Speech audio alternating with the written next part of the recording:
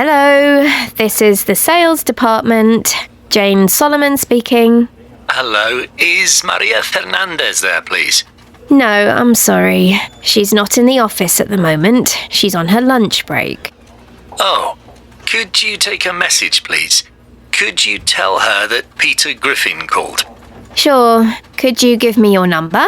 It's 07460 990 188. Thanks. That's 07460 290 128. Sorry, no. It's 07460 990 188. 990 188. Yes. Please ask her to call me back and tell her it's about the PXO project. I need the new project figures. The PXO project. Right. I'll give her your message when she comes back to the office. Thank you. In case I'm in a meeting when she calls back, can I give you my email address too? Of course. Great. It's peter.griffin@fresh.com. Can I read that back to you? Sure. That's PETER.GRIFFIN at fresh.com. Yes, that's it. Okay, I'll tell her you called. Thank you. Goodbye. Goodbye. Excuse me, Miss Henderson? Yes, Diana. How can I help you?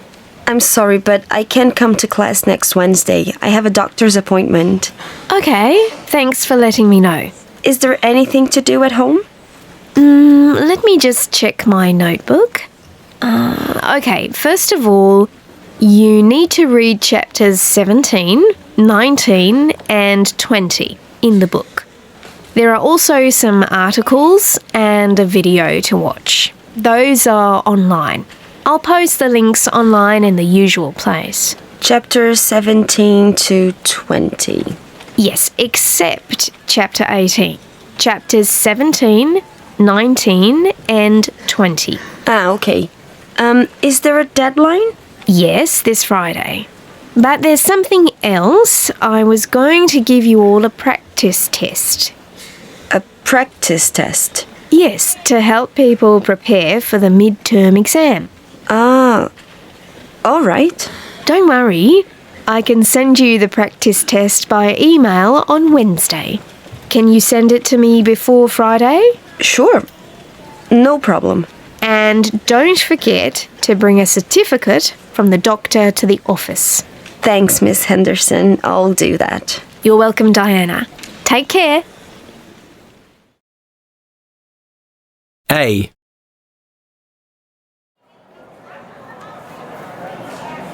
The next train to arrive at platform 2 is the 12:20 to Bristol Temple Meads, calling at Reading, Oxford and Bristol Parkway. Platform 2 for the 12:20 to Bristol. First class is in the rear carriage. B. This is a platform announcement for passengers for the 12:20 service to Bristol Temple Meads. This train is delayed by approximately 8 minutes. The train will now depart from platform 9. Passengers for the 12:20 train to Bristol, please make your way to platform 9. C. Passengers for flight EB380 to Paris, please make your way to gate 13 for boarding. Gate 13 for flight EB380 to Paris. Please have your passports and boarding passes ready. Your flight is ready to board. D.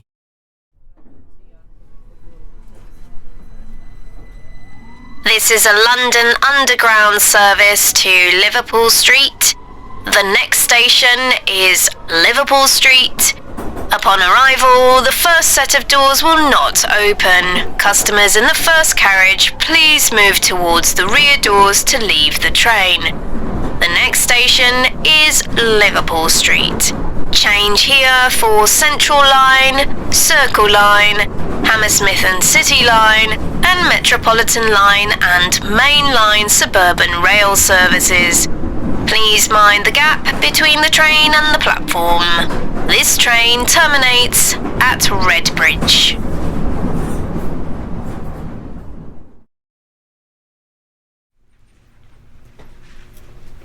Okay, before we continue, does anybody have a question? Oh, lots of questions, I see. Okay, we'll go one at a time. Yes? Thank you. You talked about Fibonacci numbers in the lecture. Sorry, I don't understand. Can you explain? Of course. What do you want to know? Okay, I hope this isn't a silly question, but what does Fibonacci actually mean? No question is ever silly. It's always good to ask. Okay, it's the name of a person. Fibonacci was an European mathematician in the Middle Ages. Ah, okay, thanks. So we know he was a person, but what are the Fibonacci numbers? I don't get it. The Fibonacci numbers are a sequence of numbers. They go 1, 1, 2, 3, 5, 8, and so on. Do you see the sequence? Do you see how it works? I'm not sure. Okay, this is how it works. The first number is 1, then 1 again, then 2. The third number is the first number plus the second number. The fourth number is the second number plus the third number. 1 plus 2 is 3. The fifth number is the third number 2 plus the fourth number 3. So the fifth number in a Fibonacci sequence is 5. Ah, I think I understand now. But what about their importance? You said these were very important? Yes. Let me explain. This sequence of numbers is important because we see it in many things. Fibonacci numbers are common in geometry. They are common in nature, for example, in plants. We see this sequence everywhere. Could you give us some more examples? Okay. Well, we don't have time right now, but I can bring more examples in for next class, okay? Welcome to the department, Yuki. Let me show you around and tell you about your new colleagues. I'll introduce you to them all later. Great. Thanks. So, who are those people over there? That's the order management team. Luciana deals with the new orders. She's the one with short, dark hair. In the purple dress? Yeah, that's right. You'll probably work closely with her while you are learning about our ordering process. Got it. Thanks. And who's that over there? The guy who's on the phone? Oh, you mean the one by the window? In the green shirt? That's Ian. He's the marketing director. And that's Maria beside him. She's responsible for the internal IT systems. Okay. I'll try to remember all of this. I should probably be taking notes. Don't worry about it. For now, it's just good to put some faces to names. Okay, great. And who do I talk to about setting up my mobile phone with email access? Is that also Maria? No, you need to talk to Sebastian, who works in communications. He can help you. That's him over there, next to the printer. Thanks. I'll introduce myself to him later.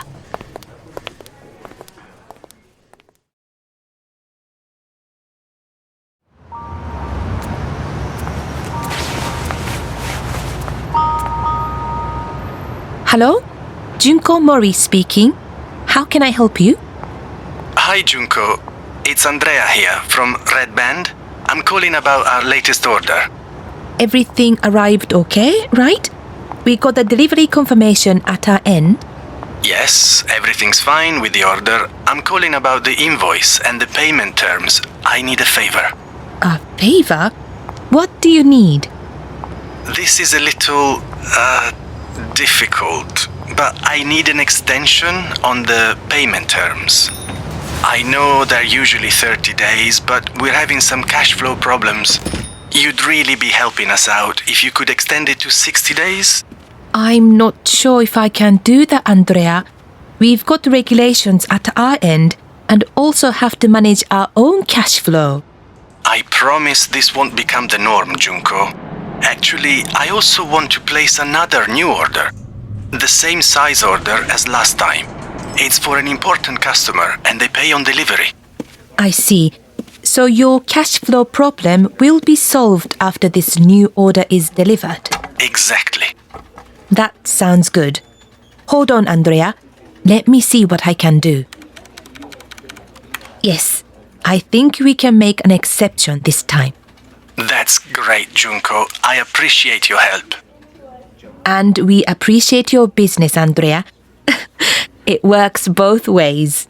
Thanks again, Junko. Can you send me a quick email confirmation of the payment terms extension? Sure, no problem. We're happy to help you. Great. And I'll email you the new order. Thanks. I'll keep an eye out for it. Talk to you soon. You too. Goodbye.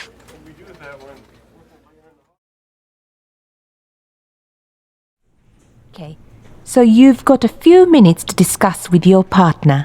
So, as far as I know, the main similarity between Mars and Earth is that they can both support human life. Yeah, but do we know that's actually true? I mean, Mars is much colder than Earth, isn't it? It says here it's about minus 55 degrees most of the time, whereas on Earth, only places like Antarctica get that cold. True. Well then, I suppose you could say both planets are a similar distance from the Sun. No way! Mars is much further away. It says here it's about 228 million kilometers, while Earth is about 150 million. Yes, but in space that's not that far. Jupiter is like almost 780 million kilometers. That's why we use astronomical units when we talk about distance in space. Earth is 1 astronomical unit from the Sun, and Mars is 1.3. The difference doesn't sound so big when you look at it that way. I see what you mean. Jupiter is 5.2 astronomical units, so I guess you're right. What other similarities are there between the two planets? Let's see. Not the color, obviously. Yeah, Earth is called the blue planet and Mars is called the red planet for pretty obvious reasons. Their sizes are pretty different. Mars is about half the size of Earth. What about this? It looks like the days on both planets are almost the same length. Earth's day is 24 hours, but Mars's is about half an hour longer.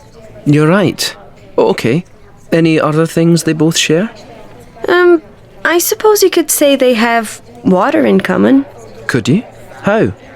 Well, Earth is 70% water and Mars probably had huge oceans in the past. It's just that most of the water there now is probably frozen. Ah, I see. I don't think we can say the air is the same though. Most of Earth's air is nitrogen and oxygen. But Mars doesn't really have air, not compared with Earth. It's got about 1% as much air as Earth. Right, and it's mostly carbon dioxide. Gravity is another difference. I didn't know this, but Mars has higher gravity than the Moon. But it's much less than on Earth, of course. Oh, yes. It says Mars has about 38% of Earth's gravity. Okay, let's see what you've found.